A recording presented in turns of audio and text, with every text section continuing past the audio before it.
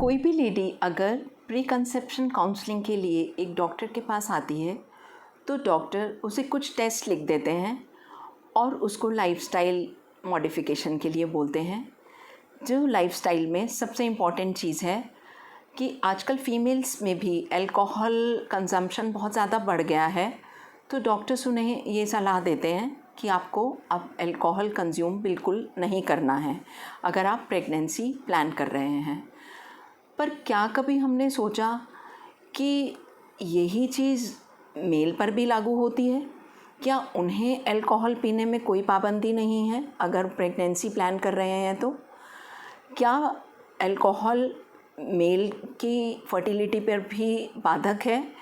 क्या mail fertility challenge होती है अल्कोहल पीने से? तो आज ये वीडियो इसी के बारे में है और स्पेशली मेल फर्टिलिटी अल्कोहल के कंज्यूम करने से कैसे अफेक्टेड होती है।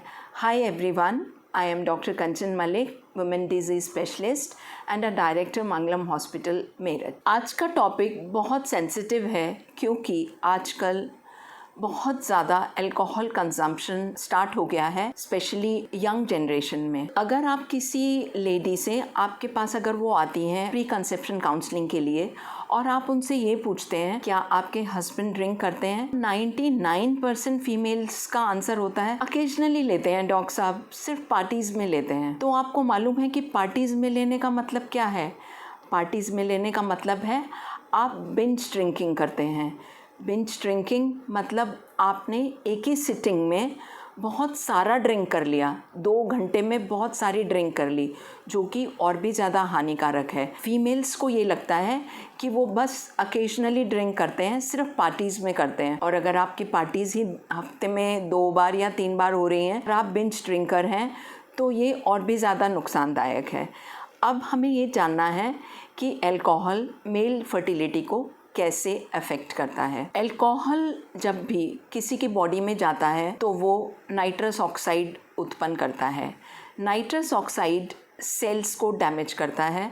जो बॉडी की सेल्स हैं उसे फिर भी सह लेती हैं, बट स्पर्म्स क्योंकि बहुत फ्रेजाइल होते हैं, नाइट्रस ऑक्साइड की ज़्यादा मात्रा होने से स्पर्म्स की नंबर डिक्रीज़ हो जाता है। स्पर्म्स का नंबर डिक्रीज़ होने के साथ साथ उनकी मोटिलिटी कम हो जाती है, उनकी मॉर्फोलॉजी कम हो जाती है। मॉर्फोलॉजी का मतलब है कि उनकी बनावट, रचना में अंतर आ जाता है और डीएनए फ्रेगमेंटेशन में भी अंतर आ जाता है। अल्कोहल कंज्यूम करते हैं तो जो सीमेन एनालिसिस है वो पूरा ही डिस्टर्ब हो जाता है और इस तरह से पूरी फर्टिलिटी आपकी अफेक्टेड हो जाती है। अल्कोहल और क्या अफेक्ट करता है? अल्कोहल से जितने भी हार्मोन्स हैं, testosterone hormone, FSH LH hormone, वो डिक्रीज़ हो जाते हैं, जो कि फिर फर्टिलिटी को अफेक्ट करते हैं।